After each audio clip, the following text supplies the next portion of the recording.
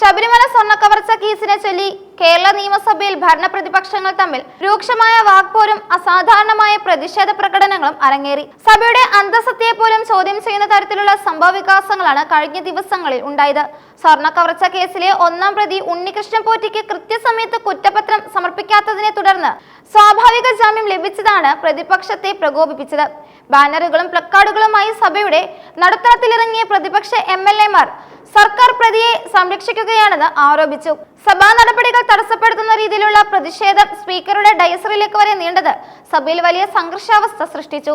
നിയമസഭയുടെ ചരിത്രത്തിൽ തന്നെ അപൂർവമായ രീതിയിൽ വാച്ച് ആൻഡ് വാർഡർമാരും ജനപ്രതിനിധികളും തമ്മിൽ ഉരസലുകൾ ഉണ്ടായതായും റിപ്പോർട്ടുകൾ സൂചിപ്പിക്കുന്നു. പ്രതിപക്ഷ നേതാവ് VD സതീശൻ സർക്കാരിനെതിരെ അതിരൂക്ഷമായ വിമർശനമാണ് ഉന്നയിച്ചത്. കേസിലെ പ്രധാന പ്രതിക്ക് 90 ദിവസത്തിനകം കുറ്റപത്രം നൽകാൻ കഴിയാത്തത് പോലീസിന്റെയും ആഭ്യന്തര വകുപ്പിന്റെയും ഗുരുതരമായ വീഴ്ചയാണെന്ന് അദ്ദേഹം ചൂണ്ടിക്കാട്ടി. ഈ വീഴ്ച യാദൃശ്ചികമല്ലെന്നും പ്രതിയെ നിയമത്തിന്റെ വഴിയിൽ നിന്ന് രക്ഷപ്പെടുത്താനുള്ള ബോധപൂർവമായ ശ്രമത്തിന്റെ ഭാഗമാണെന്നും പ്രതിപക്ഷം ആരോപിച്ചു. സഭയിൽ പ്രതിപക്ഷം ഉയർത്തിയ പ്രതിഷേധ ബാനറുകൾ വാച്ച് ആൻഡ് വാർഡർമാർ ബലമായി പിടിച്ചുമാറ്റിയ നടപടിയെ സതീശൻ ശക്തമായി അപലപിച്ചു. ജനപ്രതിനിധികളുടെ അവകാശങ്ങൾ സഭയ്ക്കുള്ളിൽ ധിക്കരിക്കപ്പെടുകയാണെന്നും അത് തടയാനാണ് തങ്ങൾ ഡയസിലേക്ക് കയറിയതെന്നുമാണ് പ്രതിപക്ഷ നേതാവിന്റെ വിശദീകരണം. എന്നാൽ പ്രതിപക്ഷത്തിന്റെ ഈ നടപടിയെ സ്പീക്കർ AN ഷംസീർ സഭയിൽ അതിശക്തമായ ഭാഷയിൽ വിമർശിച്ചു.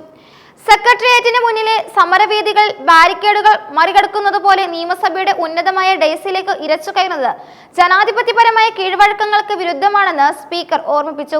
സ്പീക്കറെ വ്യക്തിപരമായി അധിക്ഷേപിക്കുന്ന തരത്തിലുള്ള പെരുമാറ്റങ്ങൾ അംഗീകരിക്കാനാവില്ലെന്നും താൻ ഈ സ്ഥാനത്തേക്ക് ആകാശത്തു നിന്ന് വീണതല്ലെന്നും ദീർഘകാലത്തെ രാഷ്ട്രീയ അനുഭവ സമ്പത്തുള്ള വ്യക്തിയാണെന്നും അദ്ദേഹം തുറന്നടിച്ചു. സ്പീക്കറെ തെരുവിലിട്ട് അലയ്ക്കുന്ന രീതിയിലുള്ള പരാമർശങ്ങൾ രാഷ്ട്രീയ നേതൃത്വങ്ങൾ പുനഃപരിശോധിക്കണമെന്നും അദ്ദേഹം ആവശ്യപ്പെട്ടു.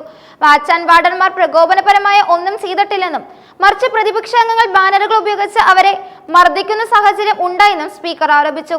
തനിക്ക് കാര്യങ്ങൾ കൃത്യമായി അറിയാമെന്നും എന്നാൽ എല്ലാവരുടെയും പേരുകൾ പറഞ്ഞ് കൂടുതൽ വഷളാക്കാൻ ആഗ്രഹിക്കുന്നില്ലെന്നും അദ്ദേഹം വ്യക്തമാക്കി.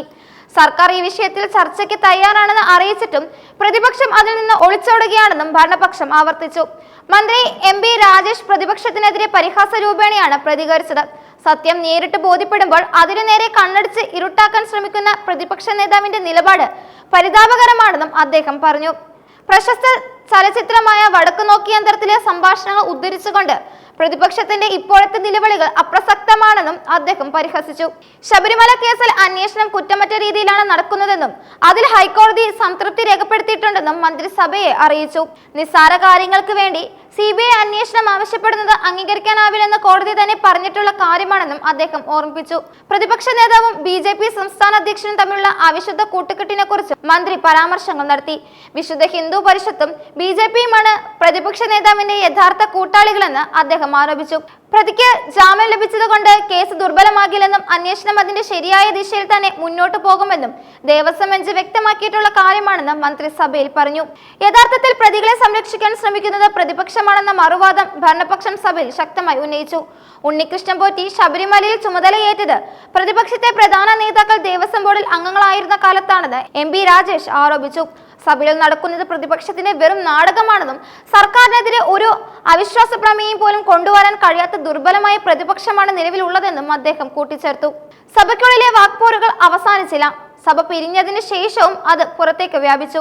ഭരണപക്ഷ MLA-മാർ കോൺഗ്രസ് നേതൃത്വത്തെ പ്രതിക്കൂട്ടിലാക്കുന്ന പ്ലക്കാർഡുകളുമായി പുറത്തിറങ്ങുകയാണ് ഉണ്ടായത്.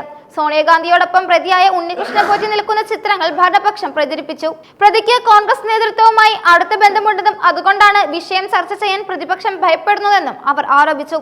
ശബരിമലയിലെ പവിത്രതയെ ബാധിക്കുന്ന സ്വർണ്ണക്കവർച്ച കേസ് ഒരു വശത്ത് നിയമപരമായി നീങ്ങുമ്പോൾ മറുവശത്ത് അത് കേരള രാഷ്ട്രീയത്തിലെ ഏറ്റവും വലിയ ചേരിതിരിവിനും വാക്പോറിനും കാരണമായി മാറിയിരിക്കുകയാണ്. സ്വർണ്ണക്കവർച്ചയിലെ യഥാർത്ഥ വസ്തുതയേക്കാൾ ഉപരിയായി പരസ്പരമുള്ള രാഷ്ട്രീയ ആരോപണങ്ങൾക്കും സഭാ മര്യാദകളെ കുറിച്ചുള്ള തർക്കങ്ങൾക്കുമാണ് ഇപ്പോൾ മുൻതൂക്കം ലഭിക്കുന്നത്. അന്വേഷണം പൂർത്തിയാക്കി കുറ്റപത്രം സമർപ്പിക്കുന്നതുവരെ ഈ രാഷ്ട്രീയ പോര് തുടരുമെന്ന സൂചനകളാണ് സഭയിൽ നിന്നുണ്ടായത്.